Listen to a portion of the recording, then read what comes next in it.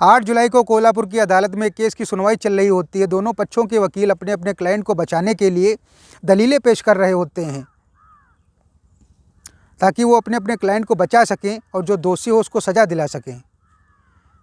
ये बहस लगातार कई घंटों तक चलती है। जब भी कोई एक पक्ष कोर्ट परिसर में बोलता है तो वहाँ सन्नाटा सा पसर जाता है। कई घंटों की बहस के बाद अब दोनों पक्षों के वकील शांत हो गए, चुप हो गए हैं, क्योंकि अब बारी आई है जज साहब के फैसला सुनाने की। जज साहब जैसे ही ये फैसला सुनाते हैं, ये फैसला जब कोर्ट के बाहर जाता है तब पूरे हिंदुस्तान में इसकी गूंज सुनाई देती है।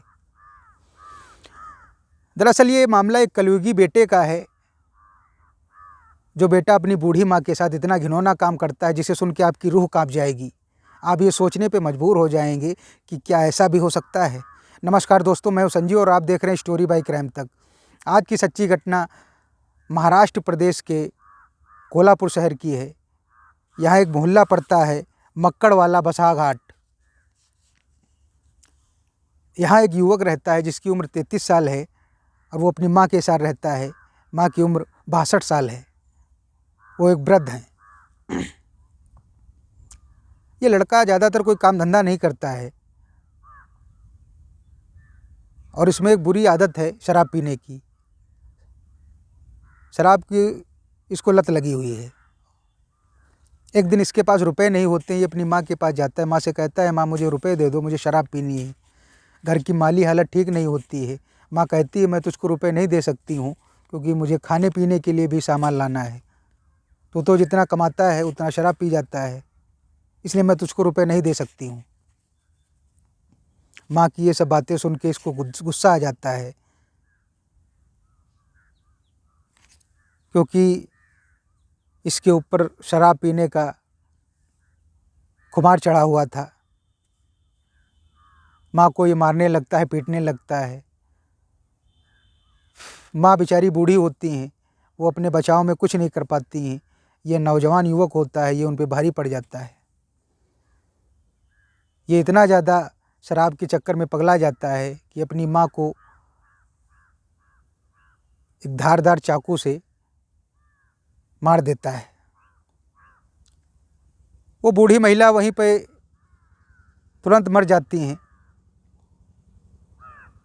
जब वो मर जाती हैं तब ये लड़का अपनी माँ का दाहिना हिस्सा चीर के उनके अंग बाहर निकालता है, जैसे कि दिल, फेफड़ा, आंतें, और उन अंगों को रसोई घर में ले जाके उनमें मिर्च, मसाला, तेल डाल के पकाने की शुरुआत कर देता है। बीच बीच में उनके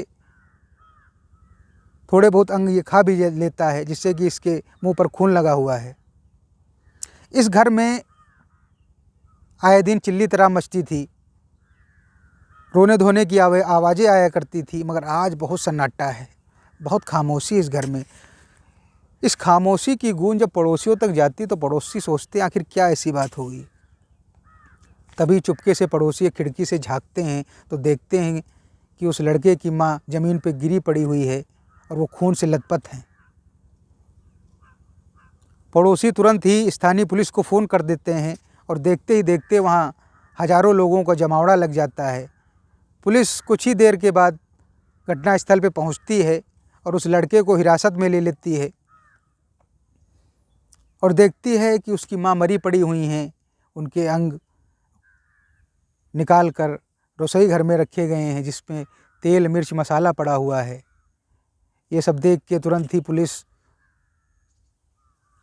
उस घटना की वीडियोग्राफी करती है और फॉरेंसिक टीम को भी बुलाती है।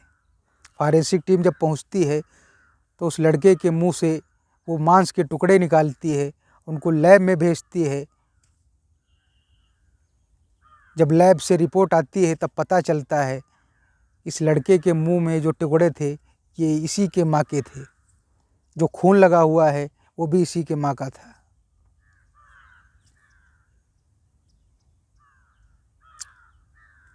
इस केस की जो इन्वेस्टिगेशन अधिकारी थे, जो जांच अधिकारी थे, संजय मौर्य, वो बताते हैं कि मैंने अपने सर्विस टाइम में या अपने जीवन काल में ऐसा मामला कभी नहीं देखा।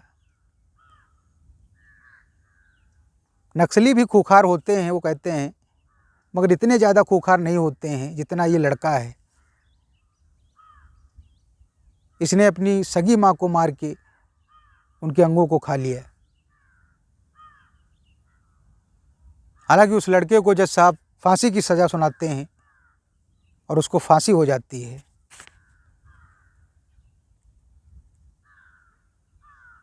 मिलते हैं अगली सच्ची घटना के साथ।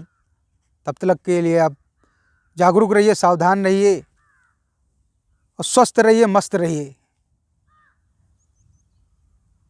जय हिंद, जय भारत।